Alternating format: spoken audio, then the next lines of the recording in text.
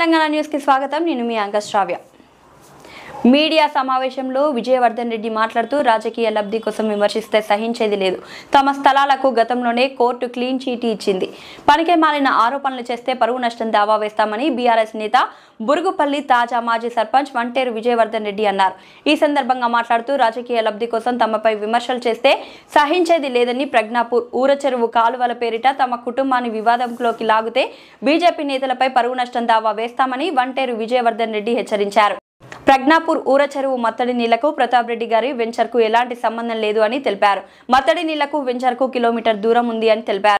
మత్తడి నీళ్లు వెళ్లే మార్గం పార్టీవేశ్వర నగర్ లో ఉండేది కానీ అప్పుడున్న మున్సిపల్ చైర్మన్ గాడిపల్లి భాస్కర్ అవినీతి మత్తుల జోగుతూ ఎంతసేపు ఫ్లాట్ల మీద ఫామ్ హౌస్ల నిర్మాణాల మీద ఉన్న శ్రద్ధ ఆ రోజు గజ్వేల్ మున్సిపాలిటీ అభివృద్ధిలో లేదన్నారు। భాస్కర్ తన హయాంలో అభివృద్ధిని గాలికి వదిలేసి అవినీతికి అక్రమాలకు పాల్పడి మీ హయాంలో కల్వర్టులు మూసుకుపోయినా కూడా భవిష్యత్తు తరాలకు నష్టం జరుగుతుందన్న విషయం తెలిసి కూడా పట్టించుకోకుండా అవినీతి అక్రమాలకు పాల్పడ్డారని తెలిపారు।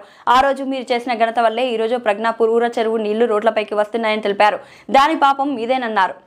మీకు దమ్ము ధైర్యం ఉంటే ఇప్పటికైనా పార్టీవేశ్వర్ నగర్ ప్రజ్ఞాపూర్ మత్తడి కల్వర్టు పనులను మీ ఎంపీ గారి నిధులు తీసుకువచ్చి కల్వర్టు పనులను పునరుద్ధరించి సమస్యను పరిష్కరించాలంటే బీజేపీ నాయకులకు సవాల్ విసిరారు। ఇప్పటి వరకు మీ ఎంపీ నిధుల నుండి ఒక్క రూపాయి అయినా గజ్వేల్ అభివృద్ధికి తీసుకువచ్చారా అని ప్రశ్నించారు। గతంలో కేసీఆర్ ప్రభుత్వం కల్వర్టు పనులకు 14 కోట్ల రూపాయలు మంజూరు చేస్తే ప్రస్తుతం ఉన్న ప్రభుత్వం రద్దు చేసింది అన్నారు। గాడపల్లి భాస్కర్ గారు మీరు మున్సిపల్ చైర్మన్ గా ఉన్నప్పుడు మీరు చేసిన తప్పిదాలను కప్పిపుచ్చుకోవడానికి మీరు చేసిన అక్రమ అవినీతులను కప్పిపుచ్చుకోవడానికి కల్వర్టుల మూసివేతకు కారణమైన అప్పటి మున్సిపల్ చైర్మన్ గాడిపల్లి భాస్కర్ రాజకీయ లబ్ధి పొందాలనే ఉద్దేశంతో చేస్తున్న అవగాహన లేకుండా మతి భ్రమించి మాట్లాడుతున్న వ్యాఖ్యలను తీవ్రంగా ఖండించారు। ఇప్పటికైనా పనికి మాలిన ఆరోపణలు మానుకొని నిజానిజాలు తెలుసుకొని మాట్లాడాలన్నారు। లేని పక్షంలో ఆరోపణలు చేస్తున్న వారిపై చట్టరీత్యా కేసులు వేసి పరువు నష్టం దావా వేస్తామని హెచ్చరించారు। ఈ కార్యక్రమంలో పార్టీ అధ్యక్షులు బెండా మధు, గజ్వేల్ పట్టణ అధ్యక్షుడు నవాజ్ మీరా, కౌన్సిలర్ మరికంటి కనకయ్య, నాయకులు అహ్మద్, దాకాని భిక్షపతి, ఏల వెంకటేశం, సాయి, చేబర్తి సురేష్, యూత్ అధ్యక్షుడు గడియారం స్వామి, చారి తదితరులున్నారు।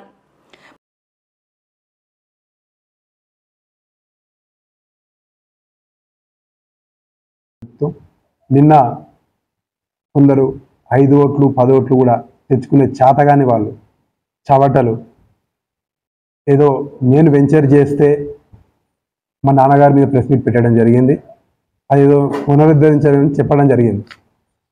మీరు కాదు నేనే సవాల్ చేస్తా ఉన్నాను। మీరు మీ ఎంపీ గారు ఇప్పుడు అధికారంలో ఉన్నారు, మా పార్టీని కాదని మీ పార్టీ ఎంపీ గారిని గెలిపించారు। మీరు ఎట్లయినా ఇప్పటివరకు ఒక రూపాయి కూడా ఫండ్ తీసుకురాలేదు కాబట్టి మీరు మొట్టమొదటి ఫండ్గా ఎంపీ ఫండ్గా గజ్వేల్ నియోజకవర్గానికి ప్రజ్ఞాపూర్ ఊరచెరువు డిశ్చార్జ్ ఛానల్ పునరుద్ధరించడానికి తీసుకురావాలని చెప్పి ఈ సందర్భంగా మీ ద్వారా వారిని రిక్వెస్ట్ చేస్తున్నాం, డిమాండ్ కూడా చేస్తా ఉన్నాం। ఎందుకంటే డిశ్చార్జ్ ఛానల్ అనేది నేను చేసిన వెంచర్ నుంచి దరిదాపుగా కిలోమీటర్ దూరంలో ఉంది। అది పార్థీశ్వరాలయం దగ్గర నుంచి యాసారం చెరువులకి వెళ్ళే విధంగా గతంలో ఉండే ఈ రోడ్డు అభివృద్ధి చేసే క్రమంలో అప్పుడున్నటువంటి మున్సిపల్ చైర్మన్ గారు ఏదైతే గుర్రభాస్కర్ గారు ఉండేనో వారు అవినీతి మత్తులో జోగుతున్న టైంలో అభివృద్ధి ఏం జరుగుతుందో కూడా తెలుసుకోలేని పరిస్థితుల్లో ఎంతసేపు నీకు ప్లాట్ల మీదనే లేకపోతే నీ ఫామ్ హౌస్ నిర్మించుకోవడం మీదనే నీకు శ్రద్ధ ఉంది తప్ప అభివృద్ధి ఏం జరుగుతుంది, ఎక్కడ కల్వర్ట్లు పనిచేస్తున్నారు, దాని తర్వాత ఫ్యూచర్లో భవిష్యత్తు త్వరాలకి ఏ విధంగా నష్టం జరుగుతుంది అనే కనీసం సోయి కూడా లేకుండా నువ్వు అవినీతిలో జోగుతున్నావు కాబట్టి అక్కడ కల్వర్టు మూసేయడం జరిగింది। పార్థీశ్వరాలయం దగ్గర ఒక కల్వర్టు నిర్మించబడి ఉండే, దాన్ని మూసేస్తుంటే నువ్వేం బిగుతున్నావు? నీకు తెలియదా? నువ్వు కనీసం నీకు అవగాహన లేదా? నీకు అంత అవగాహన లేకుండా నువ్వు దాన్ని చేయడం ఎందుకు, చైర్మన్ చేయడం ఎందుకు? దేవుడు వరం ఇచ్చాడు అంటే కేసీఆర్ గారు అనేక ఫండ్స్ ఇచ్చారు, దాన్ని సద్వినియోగం చేయాల్సిన బాధ్యత మున్సిపల్ చైర్మన్గా నీది। నువ్వు నా లేఅవుట్లో పర్మిషన్ రాకుండా ఆపినా అనేదో మాట్లాడుతున్నావు। అరే బాబు, నీకు అవగాహన లేదేమో, నీకు నీ మున్సిపల్ చైర్మన్ మీద పట్టు లేదేమో। నీ హయాంలోనే 216 ప్లాట్లకి నాన్న ఎల్ఆర్ఎస్ రావడం జరిగింది అఫీషియల్గా। దాని తర్వాత క్రమంలో మరో 100 ప్లాట్లకు కూడా రాజమౌళి గారి పీరియడ్లో పర్మిషన్ రావడం జరిగింది। గతంలో టీఆర్ఎస్ రాకంటే ముందుకు కాంగ్రెస్ వాళ్ళు అనేక ఇబ్బందులను పెట్టారు. ఆ ఇబ్బందులో భాగంగా ఎంఆర్ఓ గారు, ఆర్డీఓ గారు, అప్పుడున్నటువంటి ఎంఆర్ఓ గారు, ఆర్డీఓ గారు, కలెక్టర్ గారు, ఇరిగేషన్ ఎస్సీ గారు, హైకోర్టు నుంచి కూడా వ్యక్తులు వచ్చి నా వెంచర్ని మొత్తం పరిశీలించి నా వెంచర్లో ఉన్నాయి కేవలం ఫీడర్ ఛానల్స్ మాత్రమే. ఫీడర్ ఛానల్స్ అంటే స్లూయిస్ ద్వారా కిందికి ఏమన్నా ఆయకట్టు అంటే పొలాలు ఉంటే ఈ చెరువులో ఉన్న నీళ్ళని పొలాలు పారించుకోవడానికి మాత్రమే వాడతారు. ఇందులో 80% ఆయకట్టు వివిధ సినిమా థియేటర్ల రూపంలో, ఏది నీ థియేటర్ కూడా అందులో ఉంది, ఫంక్షన్ హాల్ల రూపంలో, లేదంటే ప్లాట్ల రూపంలో ఈ ఆయకట్టు అర్బనైజేషన్ అయిపోయింది. కాబట్టి అయినప్పటికీ కూడా ఫీడర్ ఛానల్స్ మామూలుగా కొంచెం జిగ్జాగ్ ఉండే నా రోడ్ల పక్కెమ్మటే పునరుద్ధరించమని హైకోర్టు వారు ఆదేశాలు ఇచ్చారు. ఆ ఆదేశాలను అనుసరించి ఆల్రెడీ పునరుద్ధరించడం జరిగిపోయింది. దాన్ని మళ్ళీ ఇదే team MRO, RDO, collector, SC, irrigation SC గారు వీళ్ళతో పాటు హైకోర్టు నుంచి వచ్చి ధృవీకరించి శబాష్ మీరు మంచిగా పునరుద్ధరించారు, ఇదే విధంగా కింద ఆయకట్టు వాళ్ళు కూడా పునరుద్ధరించుకోవాలి అని చెప్పి హైకోర్టు ఆదేశాలు ఇచ్చారు. దానికి సంబంధించిన ప్రతి పేపర్ ఎవిడెన్స్ని కూడా మీకు ఇస్తాను. ఈ బుర్ర తక్కువ వేదవులకి 11 ఓట్లు ఉన్న వాళ్ళకి రానివానికి వాడు కూడా నా మీద ప్రెస్ మీట్ పెడుతున్నట్లా. గుర్ర భాస్కర్ గారు నాకు తెలిసి ఈ టీఆర్ఎస్ వాళ్ళు మళ్ళీ వస్తా అని చెప్తే రానిస్తలేరు, కాంగ్రెస్ వాళ్ళు నేను ఎలగొట్టేసిర్రు. ఇక నాకు ఏం దిక్కు లేదు. 5 ఓట్లు 10 ఓట్లు ఉన్న ఇంతకుముందు గతంలో ఉన్న బీజేపీ వాళ్ళు ఎవరైతే ఉండేనో వాని కింద నేను పనిచేయాల్సిన కర్మ నాకు పట్టింది అనే ఫ్రస్ట్రేషన్లో పిచ్చి పిచ్చిగా మాట్లాడుతూ ఉన్నాడు. నువ్వు రిటైర్మెంట్ అయ్యి నువ్వు కట్టుకున్న ఫామ్ హౌస్లో రెస్ట్ తీసుకుంటే గజ్వేల్ మున్సిపల్ ప్రజలకు కూడా కొంచెం మనశ్శాంతి ఉంటుందని, ఈ రౌడీయిజము, ఈ గుండాయిజము ఇకనైనా ఆ భారం నుంచి గజ్వేల్ ప్రజలు విముక్తి పొందుతారని ఈ సందర్భంగా వారిని రిటైర్మెంట్ కావాలని రాజకీయాల నుంచి ఆల్రెడీ ప్రజలు నిన్న ఒకసారి రిజెక్ట్ చేసిర్రు. ఇంకా కూడా నువ్వు నీ అంతా నువ్వు అంతా కంప్లీట్గా రిజెక్ట్ అయితే గజ్వేల్ మున్సిపల్ ప్రజలకి ఫ్రీడమ్ ఇచ్చినోడు అవుతావు. కాబట్టి ఈ సందర్భంగా నీకు అది నేను విజ్ఞప్తి చేస్తున్నా, రాజకీయాల నుంచి నువ్వు తప్పుకుంటే మంచిగా సుఖశాంతులతో ఉంటారని ఈ సందర్భంగా మరొకసారి కూడా భాస్కర్ గారు విజ్ఞప్తి చేస్తున్నా. ఇంకొకసారి వారే కాదు ఎవరైనా సరే నా వెంచర్కి సంబంధించి ఇందులోకి ఇది చేయగానే ఆ పెగ్నాపూర్ ఫ్లడ్డింగ్ అవుతుందని ఎవరైనా పెడితే వారి మీద నష్టపరిహార దావా వేయడం జరుగుతుంది అని మరొకసారి కూడా ప్రతి ఒక్కరికి ఈ సందర్భంగా ఇదికి వచ్చినందుకు కృతజ్ఞతలు తెలియజేస్తా ఉన్నాను. Thank you. ఇవన్నీ అయిపోయినాయి అప్పటికే, ఓకేనా? తర్వాత ఒకసారి మొత్తం కంప్లీట్ అయిపోయింది, వీళ్ళ దాంట్లో ఏం సంబంధం లేదని హైకోర్టుకి ఎస్సీ, ఇరిగేషన్, ఎంఆర్ఓ, ఆర్డీఓ అందరు కలిసి ఇచ్చిన రిపోర్ట్ ఇది. వాళ్ళు ఇచ్చిన హైడ్రాలిక్ మెజర్మెంట్స్ అంటారు, అంటే నీళ్ళు ఎటు పోవాలి, ఎంత సైజు కట్టాలి, దాన్ని ఫీడర్ ఛానల్స్ అంటారు. ఇది గతంలో ఇవి ఫీడర్ ఛానల్స్ ఉంటాయి కదా, ఇవి ఈ రెడ్ లైన్ ఉండే, దీన్ని గ్రీన్ లైన్ లాగా మేము కట్టించినాం మా దాంట్లో. ఈ మెజర్మెంట్స్ కూడా మేము కట్టించినవి కాదు, ఈ మెజర్మెంట్స్ అనేది హైకోర్టు, ఎంఆర్ఓ, ఆర్డీఓ, ఇరిగేషన్ వాళ్ళు అన్ని డిపార్ట్మెంట్లు సంయుక్తంగా ఇచ్చిన.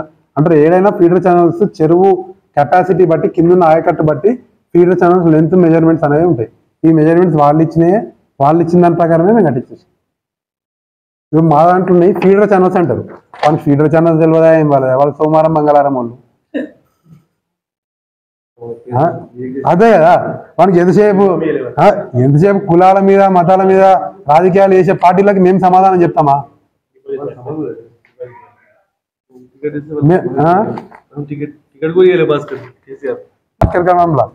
అరే వాడేం చైర్మన్ రా బాబు, ఊడిస్తే కాంక్రీట్లు వేసిపోయి రోడ్లు వేసడానికి మళ్ళీ చైర్మన్ ఇద్దామా అన్నాడు.